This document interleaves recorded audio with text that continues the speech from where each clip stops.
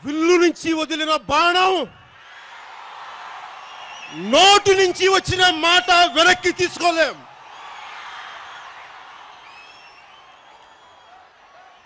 అందుకే నేను ఏ మాట మాట్లాడినా ఆచితూచి పదే పదే ఆలోచించి 1కి 100 సార్లు ఆలోచించే మాట్లాడతాను.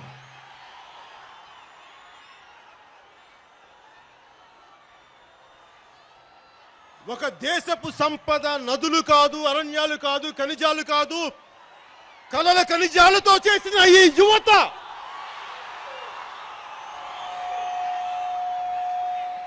మన దేశ భవిష్యత్తుకు నావికులు అన్న గుంటూరు శేషేంద్ర శర్మ గారి మాటని మీకు ఈరోజు సందర్భంగా తెలియజేసుకుంటున్నా.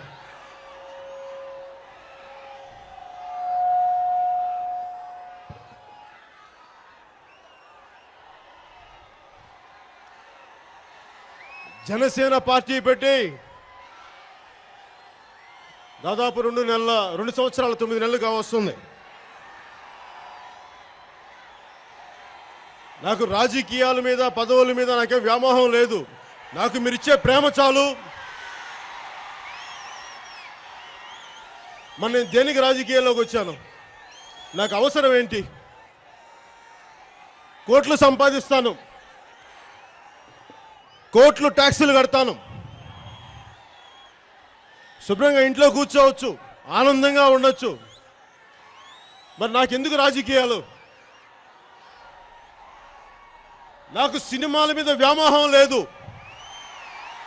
కానీ సమాజం మీద, దేశం మీద వ్యామోహం ఉంది, వ్యధ ఉంది, బాధ ఉంది. దేనికి? వర్తమాన రాజకీయాలు, వర్తమాన రాజకీయ నాయకులు యువతకి మేలు చేయలేకపోతే నాకు చాలా బాధ కలుగుతుంది. సినిమాల్లో చాలా చెప్తాం. సినిమాల్లో 2 గంటల్లో, 2.5 గంటల్లో చాలా అద్భుతాలు చెప్పొచ్చు. ఆస్తులు దానం చేయొచ్చు, రౌడీల్ని, విలన్ని కొట్టేయచ్చు, హీరోయిన్లతో పాటలు పాడచ్చు,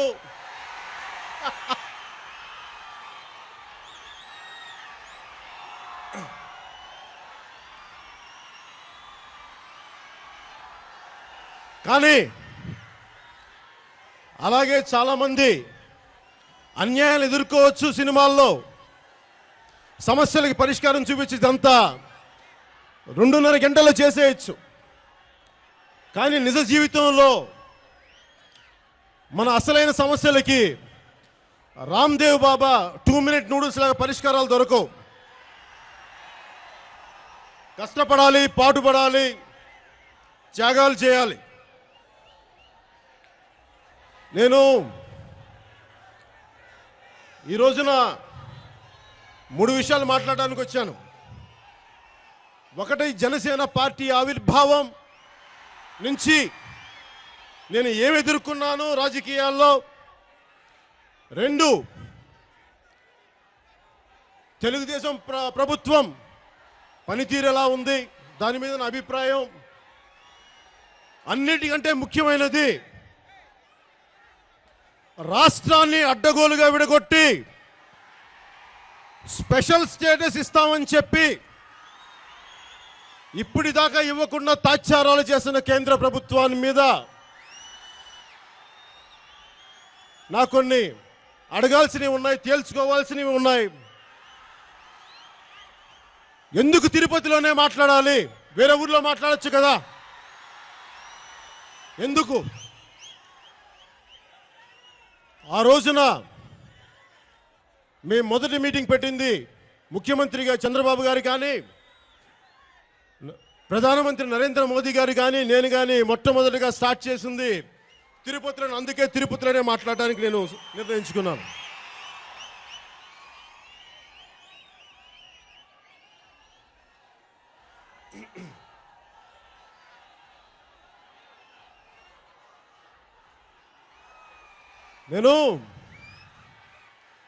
నాకు మీ అందరి సహాయ సహకారాలు కావాలి. మీరు ఎంత నిగ్రహంతో ఉంటే నేను మీతో అంతసేపు ఉంటాను.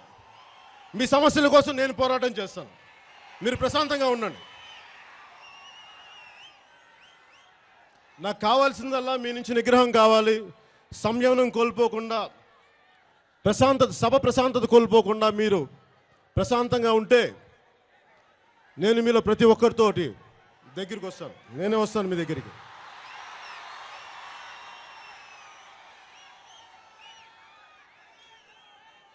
నేను ఇందాక చెప్పినట్టుగా పెదవి దాటిన మాట వెనక్కి తీసుకోవడం చాలా కష్టం.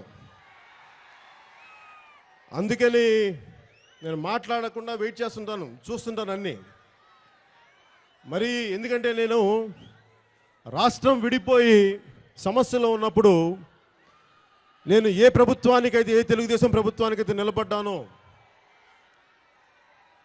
నా సూచనలు చేస్తాను. నేను జనరల్గా విమర్శ కూడా అది ఒక కన్స్ట్రక్టివ్ విమర్శ, సద్విమర్శ అయి ఉండాలి. కానీ ఇరికాటంలో పెట్టే విమర్శలో, లేదంటే రాజకీయ లబ్ధి పొందే విమర్శలు నేను చేయడానికి నేను ఇష్టపడ్డాను.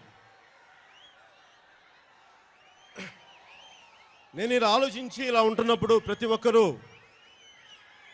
పవన్ కళ్యాణ్ జనసేన పెట్టింది మోదీ భజన చేయడానికి, దీన్ని భజన సేన చేశాడు అని కొంతమంది అన్నారు. అలాగే ఇంకొంతమంది నన్ను తెలుగుదేశం తొత్తులాగా ఉన్నాను అని చెప్పి దాట్లా తిట్టారు.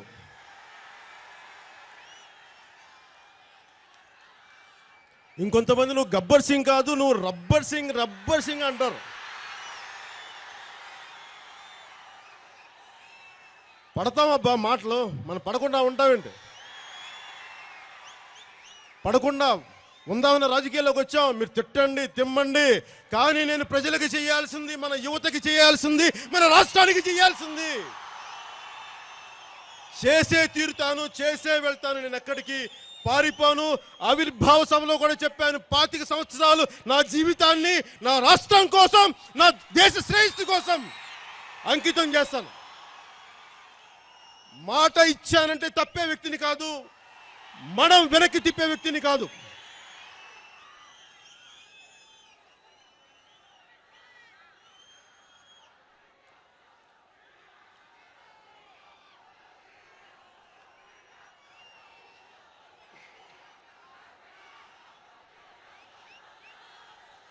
నేను భజన సేన అంటారు. భజన సేన కరెక్టే ఎవరికి? మీకు నేను భజన సేన. ప్రజా సమస్యలకి నేను భజన సేన. తెలుగు రాష్ట్రాల ప్రజల సమస్యలకి భజన సేన. నేను మోదీ గారికి భజన చేయను, అది అర్థం చేసుకోండి. ఇవన్నవి సిపిఐ నారాయణ గారు అన్నారు. ఆ రోజున నెక్స్ట్ డే ప్రెస్ మీట్ పెట్టి అనలేక కాదు, నాకు వామపక్ష పార్టీలు వారి పోరాటాలు నాకు గౌరవం. మా నాన్న నేను నెల్లూరులో చదువుకున్నప్పుడు, కాలేజీలో ఉన్నప్పుడు ఆయన చదువుతో నాకు ఇచ్చిన ఒక పుస్తకం, కామ్రేడ్ తరిమెల్లి నాగిరెడ్డి రాసిన తాకట్టులో భారతదేశం నాకు ఇచ్చారు. నేను చదివాను దాన్ని. అలాగే నాకు చెగువేరా, నాకు చాలా ఇష్టం. చెగువేరా ఎందుకు ఇష్టం అంటే, తన దేశం కాదు, తన సమస్య కాదు, కానీ కొంతమంది బాధపడుతున్నారు, వాళ్ళ కోసం పోరాటం చేసిన వ్యక్తి. అందుకు నాకు చెగువేరా అంటే ఇష్టం. సమస్య మనదే అవ్వక్కర్లేదు, మన కుటుంబానికి అవసరం లేదు, మన కులానికి అవసరం లేదు, మన ప్రాంతానికి అవసరం లేదు. మానవత్వం బాధపడుతున్నప్పుడు మానవత్వం కోసం నిలబడే వ్యక్తులకి వాళ్ళు నా నిజమైన హీరోలు.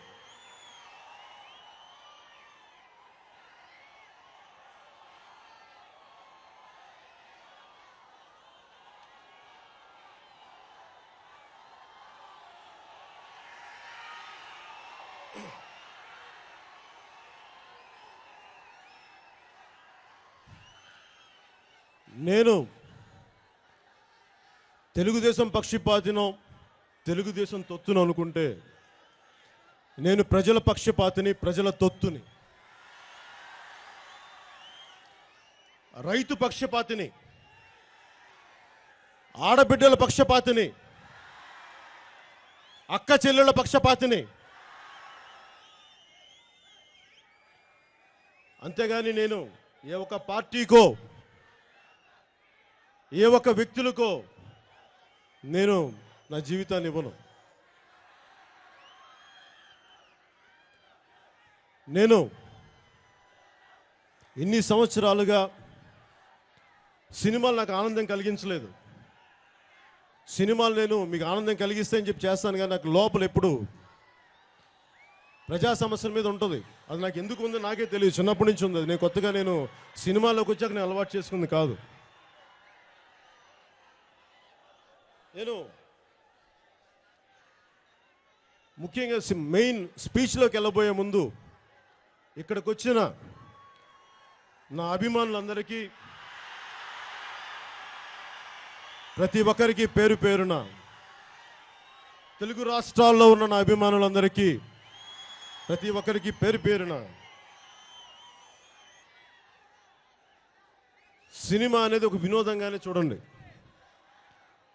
వేరే హీరోలతో ఎప్పుడు నాకు గొడవలు ఉండవు. మేమందరం బాగానే ఉంటాం, వాళ్ళు నాతో బాగానే ఉంటారు. మీరు కూడా సినిమాని ఒక వినోదంగానే చూసి దాన్ని వినోదంగానే మర్చిపోండి. దాన్ని సీరియస్గా తీసుకోవద్దు. ఎందుకంటే నేను సీరియస్గా తీసుకున్న సినిమాలని, నేను దేన్ని సీరియస్గా తీసుకుంటాను?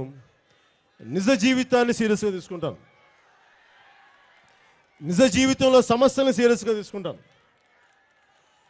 నిజానికి సినిమాల్లో నాతో సహా ఏ హీరో చేసినా కానీ అది నిజ జీవితానికి సంబంధించింది కాదు, సినిమాకి సంబంధించింది అన్నమాట మీరు గుర్తుపెట్టుకోండి. దానికోసం మీ జీవితాలు క్షణికమైన కోపాలతో తాపాలతో మీ జీవితాలని పాడు చేసుకోవద్దు. నాకు తిరుపతిలో మన కోలార్లో వినోద్ రాయల్ మన అభిమాని జనసేన సైనికుడు హత్యకు గురైనప్పుడు నాకు చాలా బాధ కలిగించింది. క్షణికావేశంలోనో దేంట్లో జరిగిన ఒక హత్య, ఒక తల్లి లోపల నుంచి కడుపు కోత, లోపల నుంచి నాకు ఏడుపు వచ్చేస్తుంది. మీరెవరు కూడా దయచేసి మీరు ఏమి చేసినా, నాతో పాటు చాలామంది పరిగెత్తుకుంటూ వస్తుంటారు, బైక్స్లో వస్తుంటారు, మీరందరూ క్షేమంగా వచ్చి క్షేమంగా వెళ్ళాలని కోరుకునేవాడిని నేను.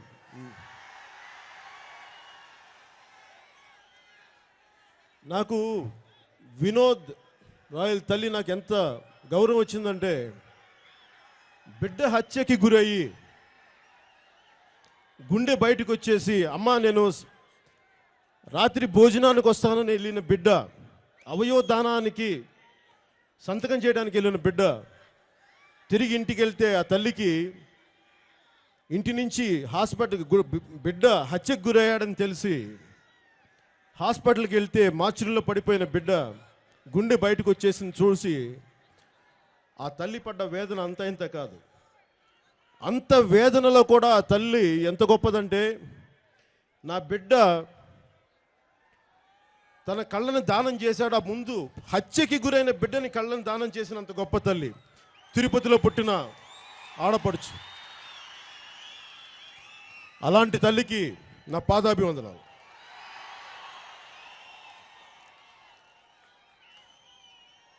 అలాంటి తల్లుల బిడ్డల భవిష్యత్తు కోసం నేను రాజకీయాల్లోకి వచ్చాను.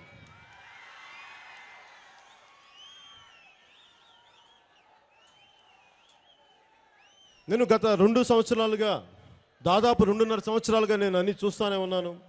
2-3 సార్లు అమరావతి రాజధాని సమయంలో కొన్ని సమస్యలు వస్తే, రైతుల సమస్యలు ఎదుర్కొంటే వాటిని మాట్లాడడానికి వెళ్ళాను.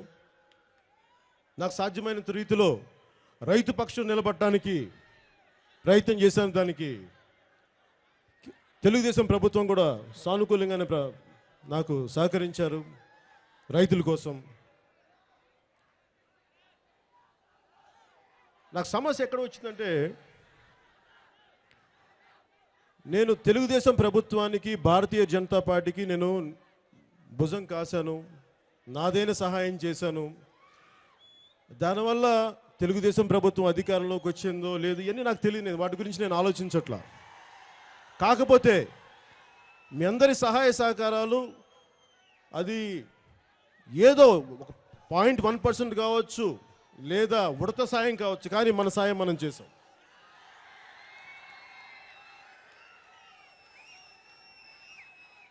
నాకు రాజకీయాల్లో మొదలైన వచ్చిన మొదటి అనుభవం ఏంటంటే, అంటే ఇవన్నీ నేను విమర్శించాలనో ఏదో అనాలని కాదు, నా అబ్జర్వేషన్స్ చెప్తున్నా. నేను దేనికోసం అయితే ఎలాంటి అనుభవించాను రాజకీయాల్లోకి వచ్చి అవన్నీ మీతో పంచుకుందామని. నాకు ఆశ్చర్యం ఎక్కడ కలుగుద్దంటే, నేను అన్ని రిస్కులు ఎదుర్కొని నేను రాజకీయాల్లోకి వచ్చాను. నాకు అవసరాలు ఏమి లేదు. కాకపోతే రాష్ట్రం విడిపోయి అతలాకుతలం అవ్వకూడదు, మనదైన సాయం చేయాలి, నాదైన సాయం చేయాలని నేను ముందుకు వచ్చాను రాజకీయాల్లోకి.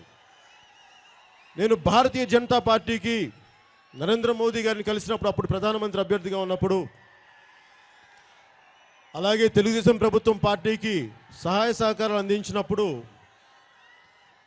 ఆ రోజున నన్ను మెయిన్ స్ట్రీమ్ పత్రికలు కానీ చాలామంది కానీ మిమ్మల్ని అందరినీ చాలా మెచ్చుకున్నారు. పవన్ కళ్యాణ్ అభిమానులు, జనసేన కార్యకర్తలు, సమాజానికి ఉపయోగపడేవాళ్ళు,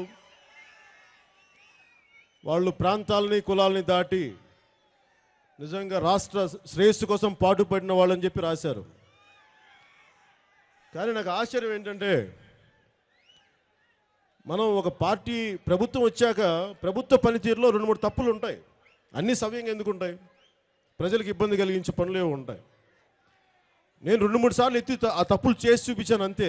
మాకు అమరావతిలో మాకు ఈ గొడవలనే కొంచెం అని ఏదో ఒక చెప్పబోయాను. నెక్స్ట్ డే కొన్ని ఎడిటోరియల్స్లో ఏమొచ్చిందంటే, ఇప్పుడు మీరందరూ నాకు ఏ కులమో ఏ మతమో ఎక్కడి నుంచి వచ్చారో నాకేం తెలుసు, మనది ఒకటే కులం, మానవతా కులం, మానవతా మతం, మానవతా ప్రాంతం. కానీ సడన్గా కొద్దిగా తెలుగుదేశం ప్రభుత్వం విధి విధానాలను 2 సార్లు అడిగాను.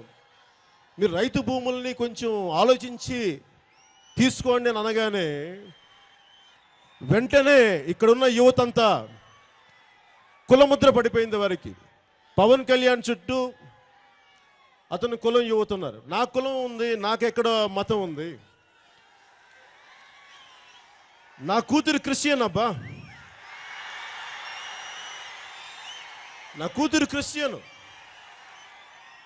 నా కూతురు తల్లి తన మతాచారం ప్రకారం నా కూతుర్ని రష్యన్ ఆర్థడాక్స్ చర్చ్లో బాప్టైజ్ చేస్తానంటే సంతోషంగా చేయించమన్నాను. ఎందుకంటే నాకు భగవంతుడు ఏ రూపంలో నాకు ఒకటే భగవంతుడు. నేను పుట్టింది హిందూ ధర్మంలో పుట్టాను, హిందూ మతంలో పుట్టాను, హిందూని పూజిస్తాను. నా కూతురు క్రిస్టియానిటీని పుట్టింది, జీసస్ని పూజిస్తుంది. నాకు దానివల్ల ఏం తేడా లేదు, ఏమి ఫరక్ పడదు నాకు. ఎందుకంటే సర్వ మతాలు నాకు ఒకటే, సర్వ కులాలు ఒకటే, సర్వ ప్రాంతాలు నాకు ఒకటే. అలాంటి నాకు కులం, మతం, ప్రాంతం అంటగడితే అరికాల నుంచి తలెత్తి దాకా నాకు కోపం వస్తుంది. మీరు నన్ను ఏదైనా అనండి, కానీ నాకు కులం కానీ మతం కానీ ప్రాంతం చేస్తే నేను వేరే వ్యక్తిని. నేను ఆ సంపాదకీయం రాసిన సన్నిహితులకు చెప్పాను, సార్ నేను మీ తెలుగుదేశం పార్టీకి భుజం కాసినప్పుడు మీకు నా కులం గుర్తు రాలేదు, 2 మాటలు అనగానే మీకు నా కులం గుర్తు వచ్చేసిందా, అలా ఎలా రాశారు సార్ అన్న. కాకపోతే వాళ్ళు కూడా సహృదయత అర్థం చేసుకొని మళ్ళీ ఇంక దాన్ని రిపీట్ చేయలేదు అనుకోండి. సరదాగా జరిగిన అనుభవాలు చెప్తున్నాను.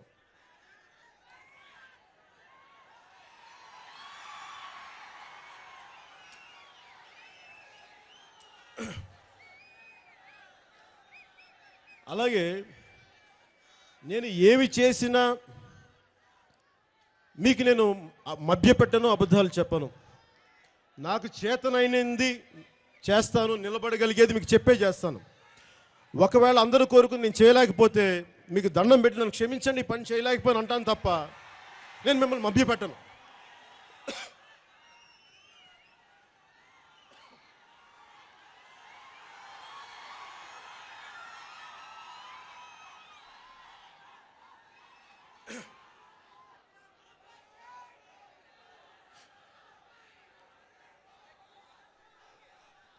అక్కడ మోదీ గారు పార్లమెంట్కి వెళ్ళి ఆయన ప్రధానమంత్రిగా ప్రమాణ స్వీకారం చేయబోయింది, నన్ను పిలిచారు. నేను పార్లమెంట్లో కూర్చున్నాను, వెళ్ళి మాట్లాడాను.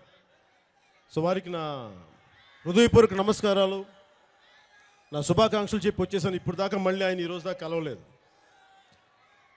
అంటే ఎందుకు చెప్తున్నానంటే ఇవన్నీ మీరు నాకు అండగా నిలబడ్డారు. నేను మిమ్మల్ని మోసం చేయను, నా జీవితంలో ఏం జరిగిందో కూడా మీకు చెప్పాలి.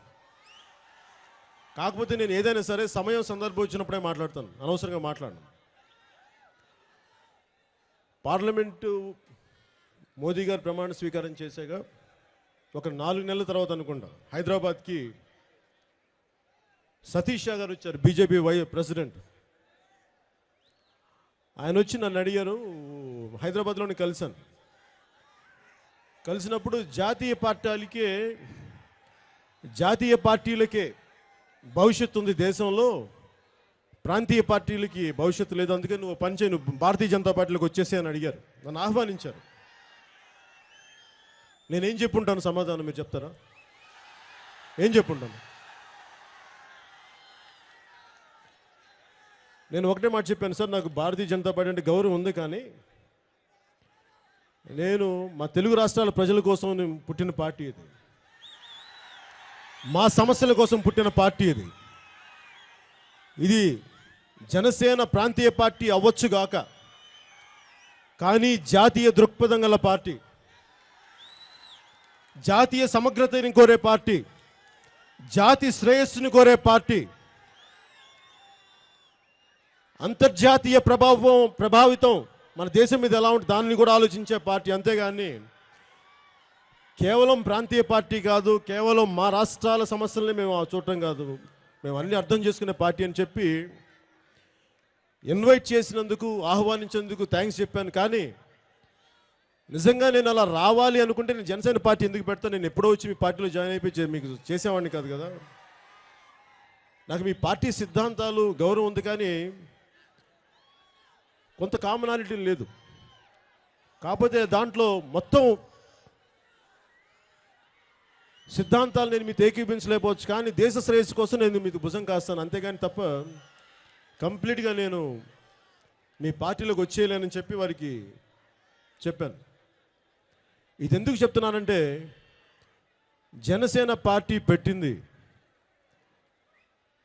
ఎవరి జెండా మోయటానికి కాదు, ఎవరి ఎజెండా మోయటానికి కాదు, ప్రజల ఎజెండా మోయటానికి, తెలుగు ప్రజల ఎజెండా మోయటానికి జనసేన పుట్టింది తప్ప ఏ ఒక్క వ్యక్తి ఎజెండా మోయటానికో, ఏ ఒక్క పార్టీ ఎజెండా మోయటానికో జనసేన పుట్టలేదు.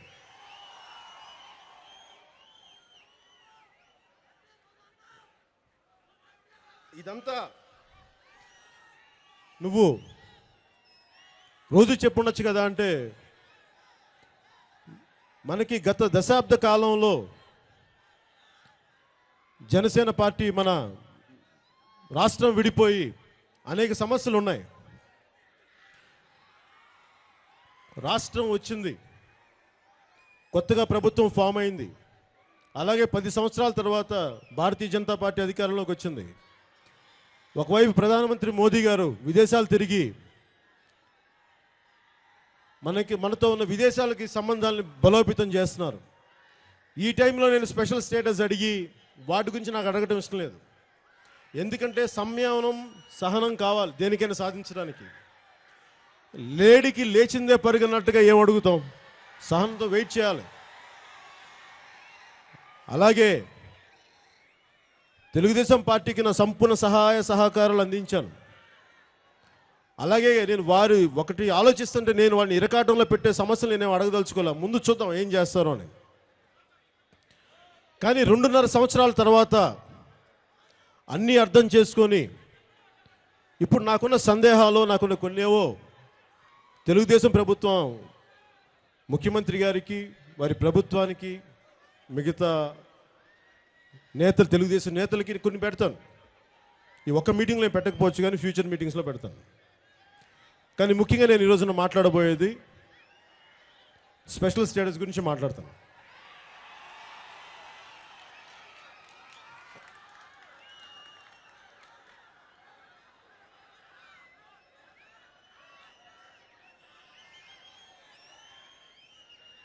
మనకి సీమాంధ్రులంటే చులకన, సీమాంధ్రులు అంటే పౌరుషం లేని వాళ్ళ? మరి ఎందుకబ్బా జీవితాలతో ఇట్లా ఆడుకుంటుంది కేంద్ర ప్రభుత్వం, అటు కాంగ్రెస్ కానీ ఇటు బీజేపీ కానీ? అంటే మీ అందరిలో చావలేదు, మీ అందరిలో పౌరుషం లేదు ఇలా అంటున్నారు.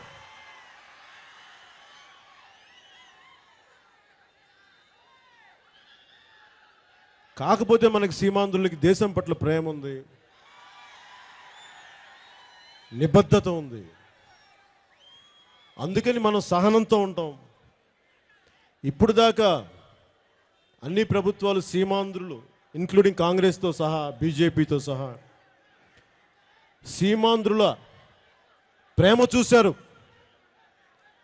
సీమాంధ్రుల సహనం చూశారు. ఇచ్చిన మాట వెనక్కి తప్పితే సీమాంధ్రుల పోరాట పటిమ కూడా చూస్తారు, సీమాంధ్రుల పౌరుషం చూస్తారు. సీమాంధ్రుల ఆత్మగౌరవం దెబ్బతింటే ఏ స్థాయిలో ఉవ్వెత్తిన దేశం అంతా ఇటు చూసేలాగా పోరాటం ఎలా చేస్తామో కూడా వాళ్ళు చూస్తారు.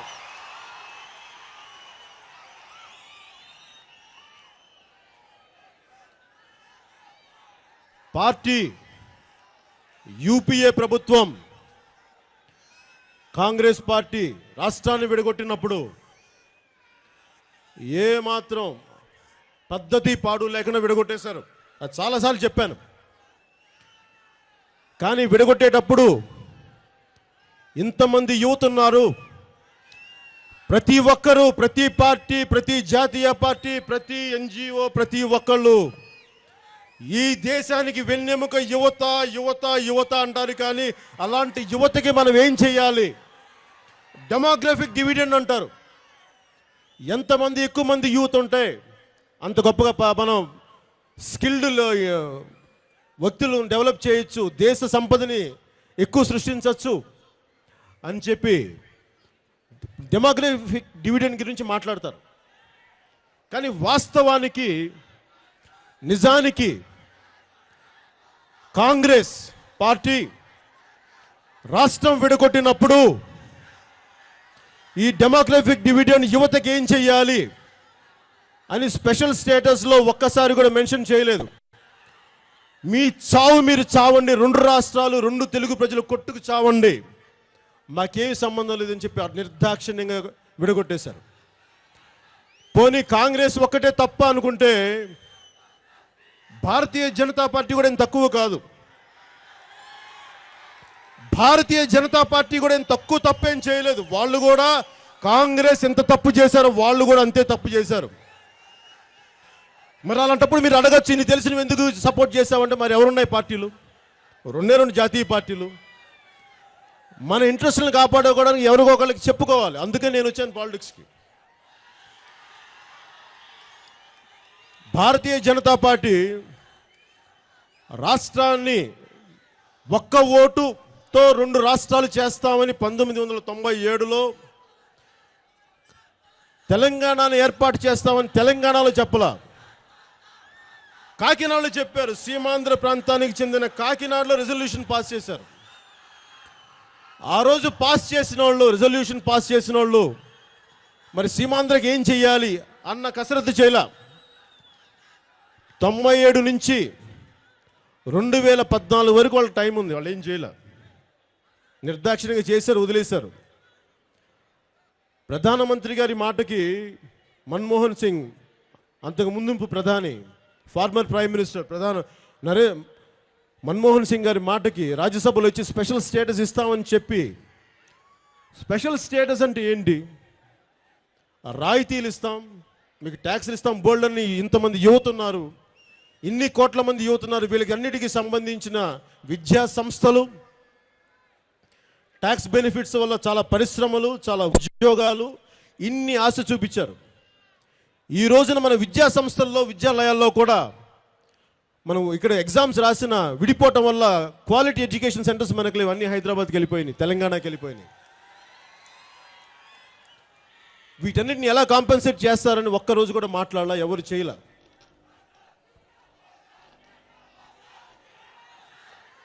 అలాగా ఇవన్నీ చూస్తున్నప్పుడు ఎంతకాలం నేను కూడా కామ్గా ఉండగలను? గత 2 సంవత్సరాల్లో నేను అన్ని సందర్భాల్లో చెప్తానే ఉన్నా. గెలుపొందిన ఎంపీలు ఉన్నారు, రాష్ట్రానికి ముఖ్యమంత్రి గారు ఉన్నారు, మంత్రులు ఉన్నారు, ఎమ్మెల్యేస్ ఉన్నారు. వారందరూ ప్రజల బీజేపీ నాయకులు ఉన్నారు, బీజేపీ మంత్రులు ఉన్నారు, బీజేపీ ఎమ్మెల్యేలు ఉన్నారు. ఇక్కడి నుంచి గెలుపొందిన బీజేపీ పార్లమెంట్ సభ్యులు ఉన్నారు, తెలుగుదేశం పార్లమెంట్ సభ్యులు ఉన్నారు, మిగతా ప్రతిపక్ష పార్టీ సభ్యులు అందరూ కలిసి పార్లమెంట్లో మన గురించి పోరాటం చేస్తారనుకుంటే, వాళ్ళ పోరాటం చేస్తుంటే వాళ్ళు అడిగేది చూస్తుంటే నాకు ఏం గుర్తొస్తుందంటే, మళ్ళీ గతంలో కాంగ్రెస్ పార్టీ చేసిన ఎంపీలు చేసిన తప్పే మళ్ళీ వీళ్ళు చేస్తారు. అలాగే అడుగుతున్నారు. అందరూ గడిగో మాట మాట్లాడతారు. ఒకప్పుడు కాంగ్రెస్ ఎంపీలు madam madam madam please madam madam madam madam please madam ఎట్లాగైనా కొంచెం ప్లీజ్ మేడం అని. ఇప్పుడు ఎంపీలు ఏమన్నారు? కరెంట్ ఎంపీలు సార్ సార్ ప్లీజ్ ఎలాగైనా స్పెషల్ స్టేటస్ ఇవ్వండి సార్ ప్లీజ్ సార్ అంటున్నారు. దీనివల్ల స్పెషల్ స్టేటస్ ఇవ్వట్లేదే. స్పెషల్ స్టేటస్ అసలు కనీసం మనసులో కూడా ఎక్కట్లేదే.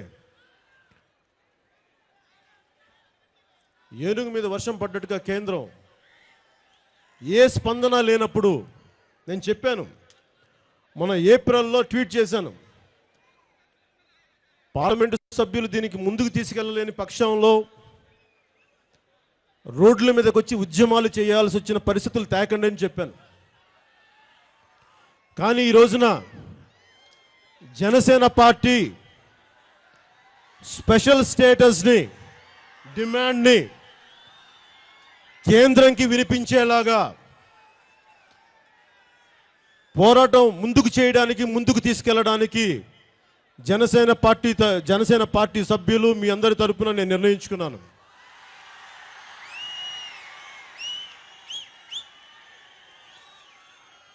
కాకపోతే అది 3 దశలుగా చేస్తాను. మొదటి దశలో ఈరోజు నేనేం చేయబోతున్నానో చెప్తాను. మొదటి దశలో అన్ని జిల్లాలు తిరుగుతాను.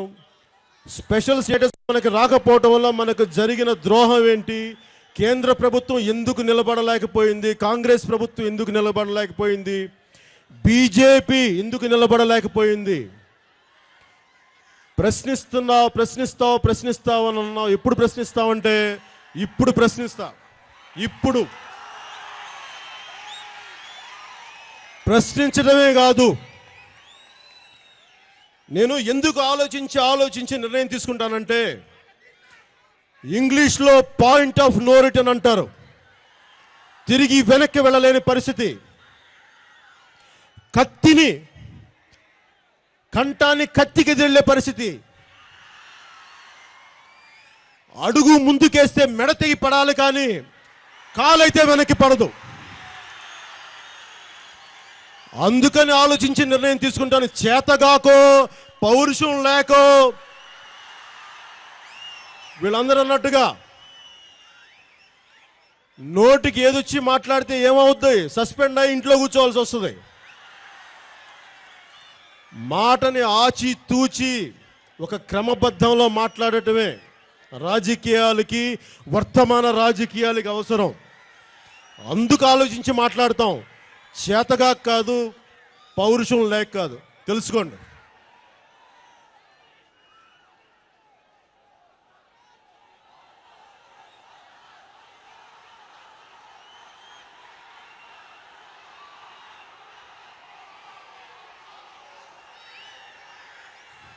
నేను ఎందుకు విడిగా పోరాటం చేయాల్సి వస్తుంది అంటే, ముందుగా 3 దశలని చెప్పాను ఇందాక. మొదటి దశలో మనకు జరిగిన అన్యాయం ఏమిటి? ప్రతి జిల్లా కేంద్రానికి వెళ్ళి సభలు పెడతాను, మాట్లాడతాను.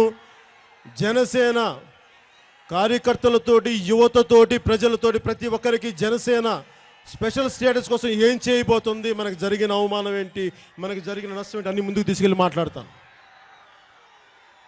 రెండవ దశలో, మొదటి దశని నేను ఎక్కడైతే బీజేపీ రాష్ట్రాన్ని విడగొట్టాలని నిర్ణయించుకుందో అదే కాకినాడలో మొదటి మీటింగ్ పెడతాను. అదే కాకినాడలో రెండవ దశలో అప్పటికి కేంద్రం ఏమాత్రం సానుకూలంగా లేని పక్షంలో రెండో దశ మొదలైతే అధికార రాష్ట్ర ప్రభుత్వం మీద, అధికార ఎంపీల మీద, ప్రతిపక్ష పార్టీల ఎంపీల మీద, భారతీయ జనతా పార్టీ ఎంపీల మీద ఒత్తిడి తీసుకొచ్చేలాగా కొన్ని పద్ధతులు మాట్లాడతాం, కొన్ని వాళ్ళు ముందుకు తీసుకెళ్తాం, కొన్ని ఒక ప్రణాళిక పద్ధతిలో.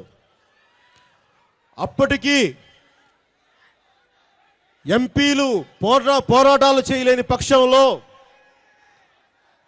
అప్పుడు మీ అందరి సహకారంతో, మీ అందరి ఆలోచనలు తీసుకొని, మీ అందరి అనుమతి తీసుకొని అప్పుడు రోడ్ల మీదకి వచ్చి ఎలా ఉద్యమాలు చేసి ఎలా సాధించుకోవాలో అప్పుడు నిర్ణయం తీసుకుంటాం. అందుకే నేను 3 దశల కోసం నేను సహనంతో వెయిట్ చేశాను. అందుకు ఇంతకాలం తీసుకున్నాను, అందుకు 2.5 సంవత్సరాలు తీసుకున్నాను. ఇదేదో 3వ సంవత్సరం వచ్చి 4వ సంవత్సరం వచ్చి మీరు అనుకోవచ్చు జనసేన భారతీయ జనతా పార్టీ కలిసి పోటీ చేస్తాయి. నాకు అలాంటి ఇంట్రెస్ట్ లేదబ్బా. ప్రజలకి మనకి యువతకి న్యాయం జరిగిన పక్షంలో నేను ఎక్కడ కూర్చుంటే నాకేంటి బెనిఫిట్, నాకేముంటుంది ఆనందం? మీకు లేని ఆనందం నాకేంటి? మీకు ఉంటుందా?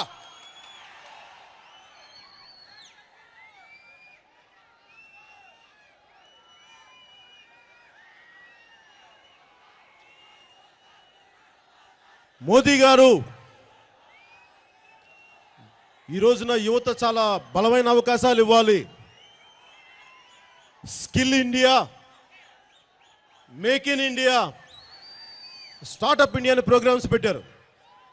మరి ఇవన్నీ పెట్టి మాకు స్పెషల్ స్టేటస్ ఇవ్వకపోతే మా యువతకి మీరు ఏమిస్తారు? మేము స్కిల్స్ ఎలా నేర్పించుకుంటాం? మా రాష్ట్రాన్ని ముందుకు మేము ఎలా తీసుకెళ్తాం? మేక్ ఇన్ ఇండియా అని చెప్పి మాకు పరిశ్రమలో రాయితీలు ఇవ్వకపోతే కొత్త పరిశ్రమలు ఏమొస్తాయి?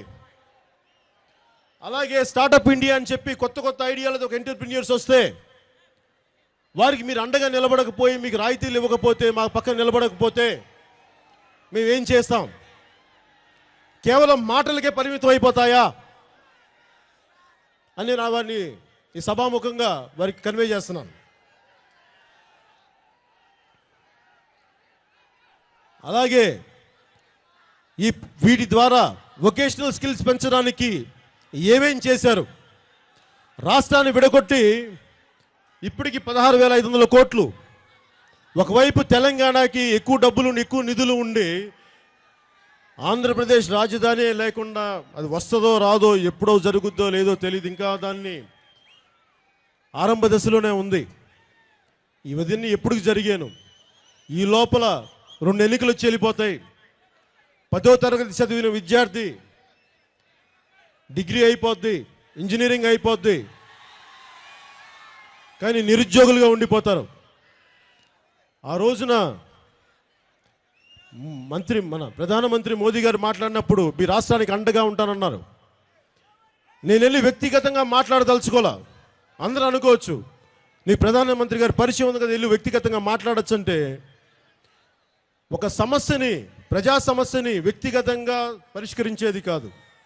అది ప్రజల ద్వారా, ప్రజల తరపున పోరాటం చేస్తూనే పరిష్కారం చేయగలిగే తప్ప వ్యక్తిగత బంధం ఉండటం వల్ల ఒరిగేదేం లేదు.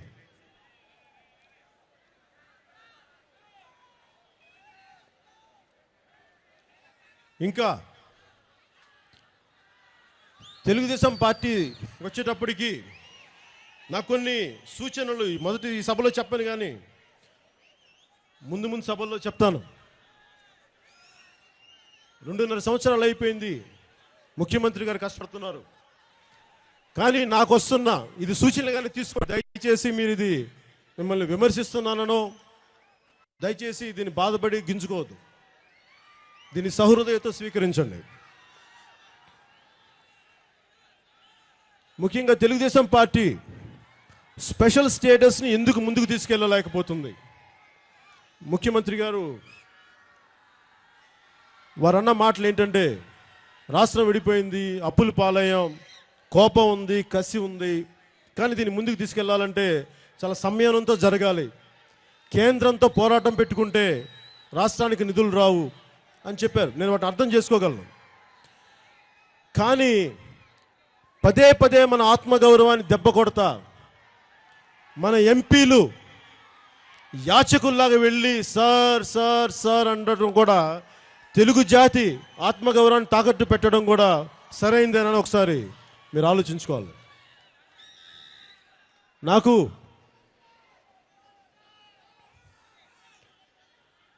మొన్న అరుణ్ జైట్లీ గారు మాట్లాడుతున్నప్పుడు, వెంకయ్యనాయుడు గారు మాట్లాడుతున్నప్పుడు చాలా విసుగు, అసహనం వస్తున్నాయి. ఆ రోజున వెంకయ్యనాయుడు గారు మాట్లాడుతున్నప్పుడు 5 సంవత్సరాలు కాదు, 10 సంవత్సరాలు, 15 సంవత్సరాలు ఈరోజు ఇక్కడ సీమాంధ్రకోడికి వచ్చి కూడా భారతీయ జనతా పార్టీ 15 సంవత్సరాలు స్పెషల్ స్టేటస్ ఇస్తుంది అని నిలబడిన వ్యక్తి అసలు స్పెషల్ స్టేటస్తో పనే ఉంది, స్పెషల్ స్టేటస్ వల్ల ఒరిగేదేమీ లేదు, ఇవన్నీ మాట్లాడితే మీరు తప్పు చేస్తున్నారు. వెంకయ్యనాయుడు గారు దయచేసి అది అర్థం చేసుకుని అలా మాట్లాడద్దు. మీరు పెద్దవారు, నాకు మీ రాజకీయ అనుభవం అంత వయసు లేదు, నాకు తెలుసు. కాకపోతే మీరు దయచేసి మాటను వెనక్కి తీసుకోకండి, మీరు పోరాడండి. ఆ రోజు విడిపోతున్నప్పుడు ఎలా పోరాడారో ఈరోజు మీ సొంత పార్టీలో కూడా తెలుగు ప్రజల పక్షాన మీరు అంతే పోరాడాలి. అంతేగాని మీరు ముందు తెలుగువారు, పార్టీ ప్రయోజనాల కంటే ప్రజల ప్రయోజనాలు, జాతి ప్రయోజనాలు ఆలోచించే మాట్లాడండి. కానీ పార్టీ ప్రయోజనాలు ముందు పెట్టి జాతి ప్రయోజనాలను దయచేసి వెనక్కి నెట్టకండి, తప్పు మీరు చేస్తుంది. అలాగే కేంద్ర మంత్రులు జైట్లీ గారు కానీ వీళ్ళందరూ, మేము అడుక్కునే వాళ్ళం కాదు, స్పెషల్ స్టేటస్ మా హక్కు, మా హక్కుతో అడుగుతున్నా, మీరు ఇవ్వాలి, ఇచ్చి తీరాలి.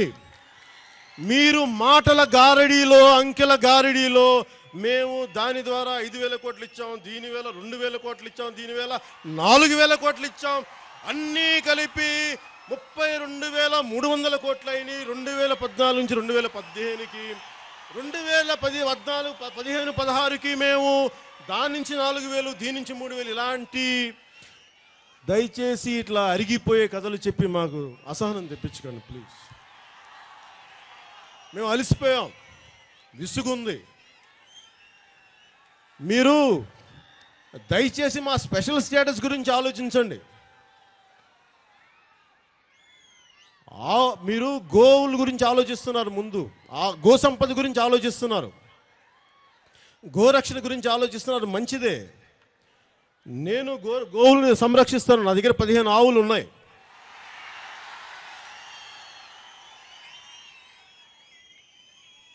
మీరు ఆవు మాంసం వీటి మీద పడిపోయి మీరు మిగతా సమస్యలను డైవర్ట్ చేస్తున్నారు.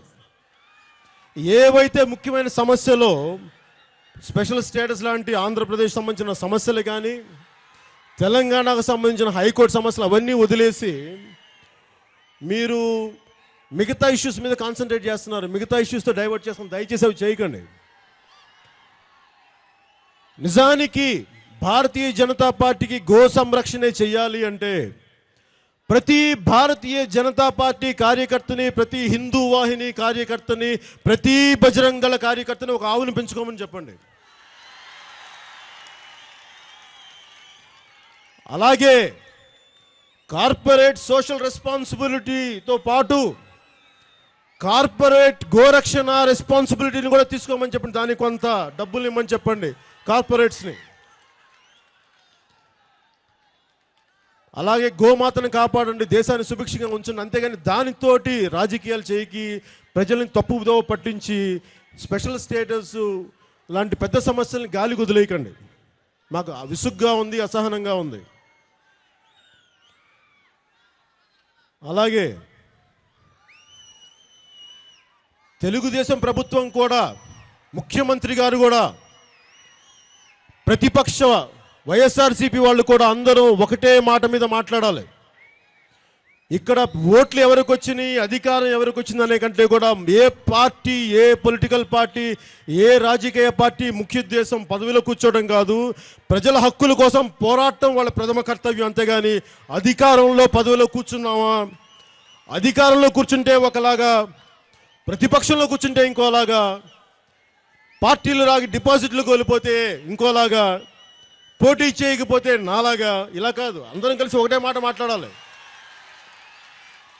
పొలిటికల్ పార్టీ పెట్టింది ప్రజల హక్కుల కోసం పోరాటమే ప్రథమ కర్తవ్యం. అది దయచేసి మీరు మర్చిపోకండి.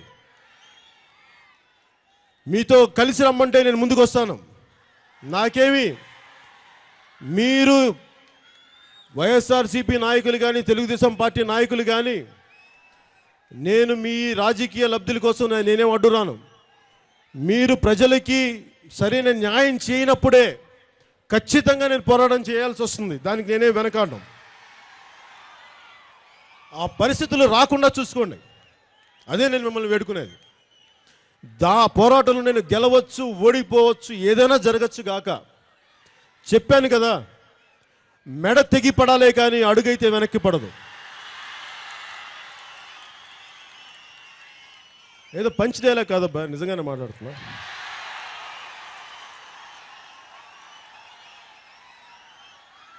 విక్రమ్ గారు అయితే మంచి డైలాగులు రాస్తారు, నాకు అయితే తెలియదు.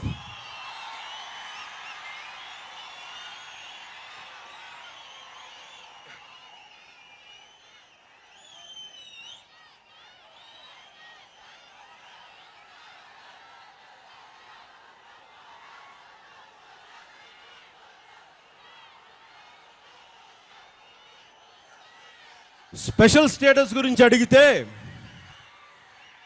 కేంద్ర ప్రభుత్వం ఏం చెప్తున్నారంటే 3 రాష్ట్రాల ముఖ్యమంత్రులు అడ్డుపడుతున్నారంటారు. నాకు తెలియక అడుగుతా, ఆ రోజు తెలంగాణ ఇచ్చేటప్పుడు 6 కోట్ల మంది ప్రజలు అడ్డం పడినప్పుడు మీరు ఇచ్చారే, కేవలం 3 కోసం ఎందుకు స్పెషల్ స్టేటస్ గురించి ఆగిపోతున్నారు? ఎవరి చెవిలో పువ్వులు పెడదామని వీళ్ళందరూ మాట్లాడతారు. మోదీ గారంటే నాకు అభిమానం ఉంది, గౌరవం ఉంది. కానీ సీమాంధ్ర ప్రాంత ప్రజలని తాకట్టు పెట్టే గౌరవం అయితే నాకు లేదు.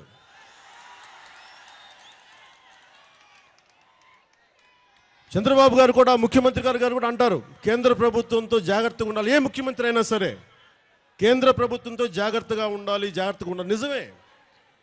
కానీ కేంద్ర ప్రభుత్వం అంటే అది ఒక భయంకరమైన బ్రహ్మరాక్షసి కాదు కదా. వాళ్ళు మనుషులే కదా, మీలాగా నాలాగా మనుషులే కదా. మీరు నిజంగా ఎవరికి ఏ లొసుగులు లేకపోతే పోరాటం చేయడానికి మీకు ఏంటి భయం అబ్బా? అంటే వాళ్ళు ఏమన్నా అంటారంటే సిబిఐ మనల్ని సిబిఐ ప్రయోగిస్తారు మా మీద, స్పెషల్ స్టేటస్ మీద పోరాటం చేయాలంటారు.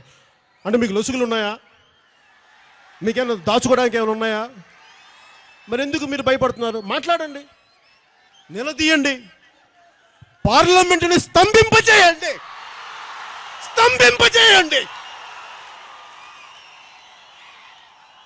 ఎందుకు భయం? నేను మొన్న అడిగాను పోయినసారి ఎలక్షన్స్లో, జయరాం రమేష్ గారు మన రాష్ట్రాన్ని విడగొట్టిన సూత్రధారిలో ముఖ్యుడు. నాకు ఆయన అంటే చాలా ఇష్టం. ఎందుకంటే చాలా నవ్వుతూ మన రాష్ట్రం నుంచే ఎన్నికైన రాజ్యసభ మెంబర్గా రాజ్యాన్ని, ఆంధ్రప్రదేశ్ రాష్ట్రాన్ని అందంగా విడగొట్టేశారు. కాంగ్రెస్ పార్టీ ఎంపీలకి ఆయన రాజ్యసభ నుంచి, ఆంధ్రప్రదేశ్ నుంచి ఎన్నుకున్నందుకు మీరందరూ ఒకసారి జయరాం రమేష్ గారు చప్పట్లు కొట్టండి అందరూ.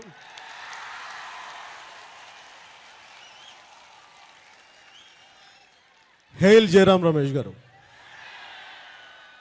Thank you sir. Thank you Jayaram Ramesh గారు.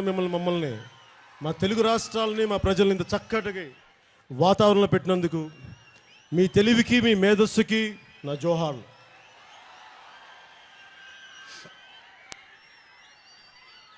నేను జయరాం రమేష్ గారికి తెలిసిన కొంతమంది వ్యక్తులను అడిగాను. వాళ్ళు నాకు వచ్చి చెప్పింది ఏంటంటే, తెలంగాణ కావాలని చెప్పి తెలంగాణ ఎంపీలు ఎంత గట్టిగా పోరాడారో, మీ సీమాంధ్ర ఎంపీలు పోరాడలేదయా, మమ్మల్ని ఏం చేయమంటారు అంటారు. నేను అడిగాను, ఏం చేశారంటానంటే వాళ్ళు, నేను సోనియా గాంధీ గారి చేత ఇంటర్వ్యూ ఇప్పిస్తాను. వీళ్ళందరూ సోనియా గాంధీ గారి దగ్గరికి వెళ్ళి మేడం మేడం ప్లీజ్ ఎట్లాగైనా ఇవ్వండి మేడం ప్లీజ్ మేడం అంటే వాళ్ళు విల్ సీ అండి. మళ్ళీ వెనక్కి వెళ్ళిపోతా madam please one more time please అని. నాకు ఆ తెలియక అడుగుతా, మీ జేబులో హక్కా అండి రాష్ట్రాలు తెలుగు కేంద్ర ప్రభుత్వానికి సోనియా గాంధీ కానీ మీ జేబులో ఉందా? మీ జేబులో ఉన్నామా మేము? అయినా మీకు సిగ్గుండద్దు, సిగ్గుండాలి మీకు. అప్పుడున్న కాంగ్రెస్ ఎంపీలకి మీకు పౌరుషం లేదా, లజ్జ లేదా, సిగ్గు లేదా? ఏమైంది మీకు? అలా దేబిరించి అడుక్కునే యాచకుల్లాగా మేడం అంటారు. మీరు చదువుకున్న వాళ్ళు కాదా? మీకు విఘ్నత లేదా, మేధస్సు లేదా? ఎందుకు అంత లొంగిపోతారు బానిసల్లాగా? భారతీయ జనతా పార్టీ ఎంపీలకి, తెలుగుదేశం ఎంపీలకి, గతంలో ఉన్న కాంగ్రెస్ ఎంపీలు, ఇప్పుడు భారతీయ జనతా పార్టీలో వచ్చిన ఎక్స్ ఎంపీలందరికీ కూడా నేను కోరుకునేది, జాతీయ నాయకుల్ని గౌరవించండి, జాతీయ పార్టీని గౌరవించండి, కానీ గులాంగిరి చేయకండి. బానిసత్వంతో నడువు ఉంచిపోయేలా మోకాళ్ళకి నమస్కారాలు చేయకండి. దయచేసి సీమాంధ్ర ప్రాంత ప్రజల మనోభావాల్ని, ఆత్మగౌరవాన్ని తాకట్టు పెట్టకండి. అదే మిమ్మల్ని కోరుకునేది. మీరు స్పెషల్ స్టేటస్ కోసం పోరాడకపోయినా పర్లేదు, కానీ దయచేసి మా తెలుగు ప్రజల ఆత్మగౌరవాన్ని దయచేసి తాకట్టు పెట్టకండి ప్లీజ్.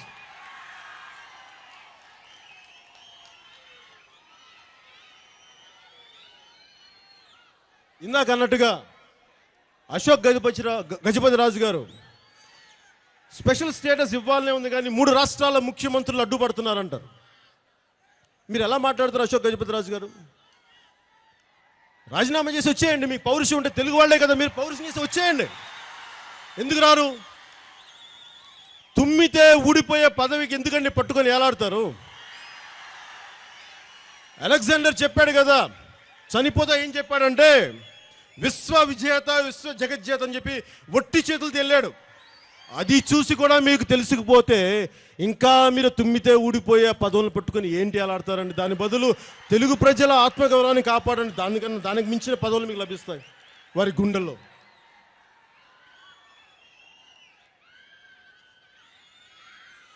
నరేంద్ర మోదీ గారు తల్లిని చంపి, కన్న తల్లిని చంపి బిడ్డను బతికిచ్చారు తెలంగాణకి. మరి ఈరోజు తల్లి ఎలాగ చచ్చిపోయింది కదా, నేత చీర ఎందుకు, పట్టు చీర కూడా ఎందుకు, శవాన్ని కాల్చేయండి అంటున్నారు. అట్లా ఉంది ఆయన పరిస్థితి. నరేంద్ర మోదీ గారికి కూడా నేను చెప్పేది సభాముఖంగా, నాకు మీరంటే గౌరవం ఉంది, అభిమానం ఉంది, కానీ నా ప్రజల ఆత్మగౌరవాన్ని తాకట్టు పెట్టేంత అభిమానం అయితే నేను చూపించలేను. దానికి మీరు నన్ను మనస్ఫూర్తిగా అర్థం చేసుకొని క్షమిస్తారని నేను అర్థం చేసుకుంటారని అనుకుంటాను. నేను మీ అనుభవంతో పోరాటం చేయలేను, కానీ భావితరాల భవిష్యత్తు కోసం ఎంత స్థాయి పోరాటం చేయడానికి నేను వెనకాడను.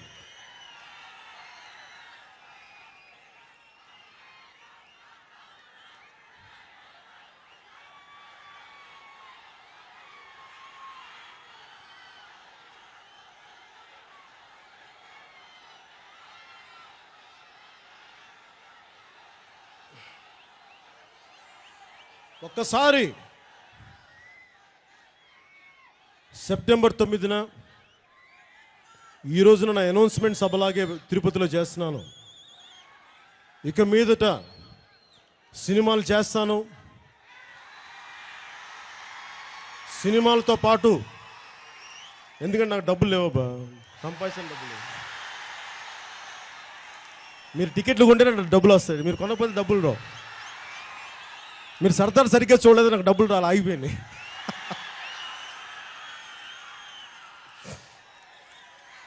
ఈసారి కొంచెం గట్టిగా చూడండి.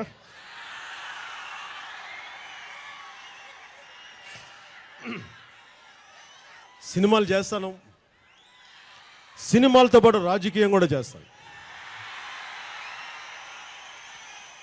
రాజకీయం అంటే అది ఒక భూత పదంలో ఉంటుంది, ఆ రాజకీయాలు కాదు.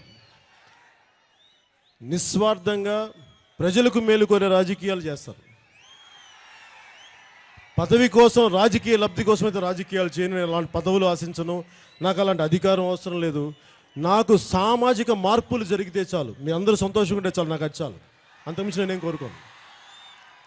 కానీ దానిని అధికార పార్టీ కావచ్చు, ప్రతిపక్ష పార్టీ కావచ్చు, అది వాళ్ళు సాధించలేని పక్షంలో నేను వాళ్ళతోటి పోరాటం చేయడానికి, వాళ్ళకి ఎదురెళ్ళడానికి కూడా నేనే వెనకాడను. కానీ అలాంటి పరిస్థితులు వస్తే మటుకు నేను వెనకాడ, అందుకు చెప్తున్నాను. గొడవ పెట్టుకోవాలని కాదు.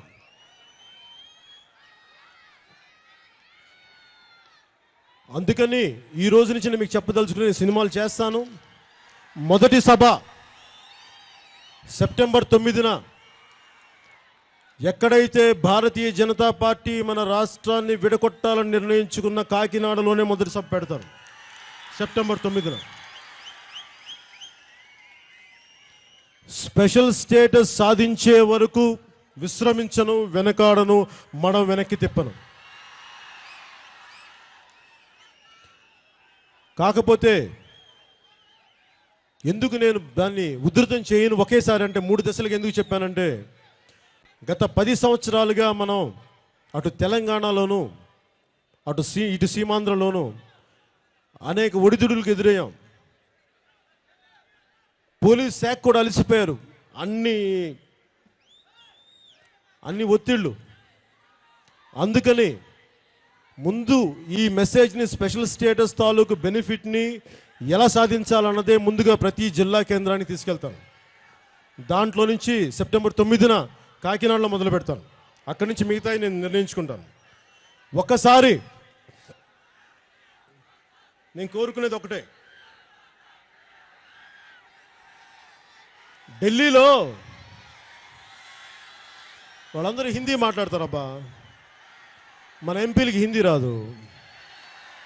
వీళ్ళేమో తెలుగులో మాట్లాడతారు, వాళ్ళకేమో ఇంగ్లీష్ రాదు, ఎక్కువ మంది ఇంగ్లీష్ రాదు. సో అందువల్ల ఏమైపోతే మెసేజ్ అర్థం కావట్లా. పోనీ ఓ పని చేయమండి, మన ఎంపీలు హిందీ క్లాసులు తీసుకొని, సాబ్ హమ్కో, మోడీజీ హమ్కో స్పెషల్ స్టేటస్ చాహియే, ఈ పదం చెప్పండి, అప్పుడు అర్థం అవుద్దేమో.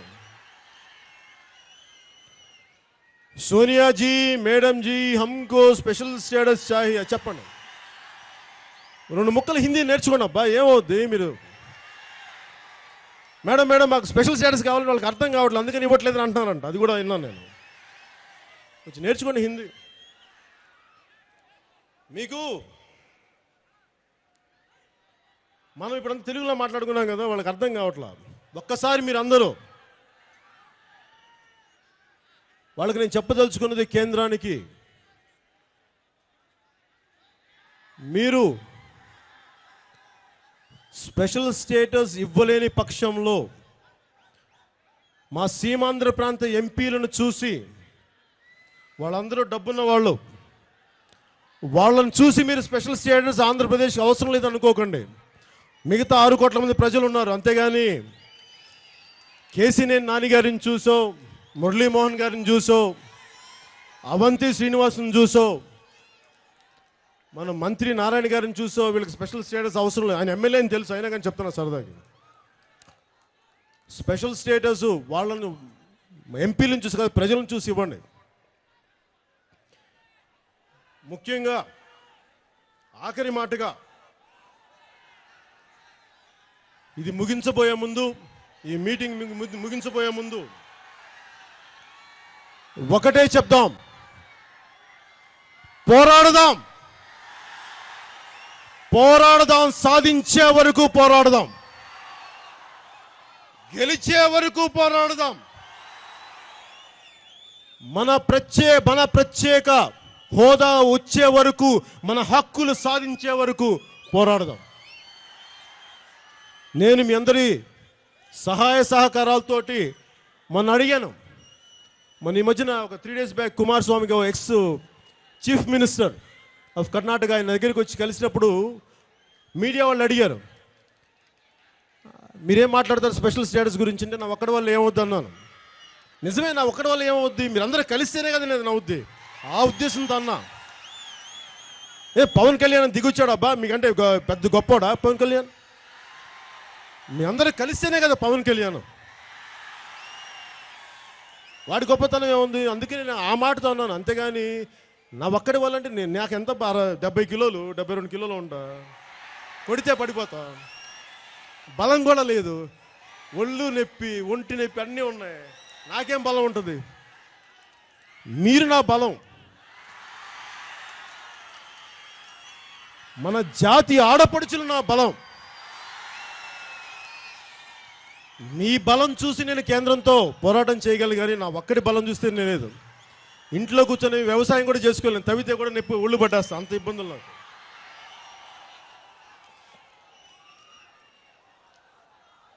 ఒక్కసారి ఈ స్టేజ్ నుంచి నేను ఢిల్లీలో ఉన్న సెంట్రల్ లీడర్షిప్కి ఒక మెసేజ్ చెప్పదలుచుకున్నా. Respected sirs of BJP and Congress, of the National Party, sir, we are deeply hurt. You're not able to see our angst, our pain, our agony, our anger, our tears. Maybe we are not within your vicinity as you are in up north and we are in down south. Down south. Maybe that's why we are not able to be in your vicinity. But I, Pawan Kalyan, the president of Janasena Party, representing Seemandhra people, I and we, all of us together, we will make sure we will be in your vicinity. We will come into your vicinity. And we will fight for our rights. Jai Hind! ఒకే ఒకసారి వాళ్ళకి అర్థమయ్యేలాగా హిందీ భాషలో చెప్దాం. हम लड़ेंगे,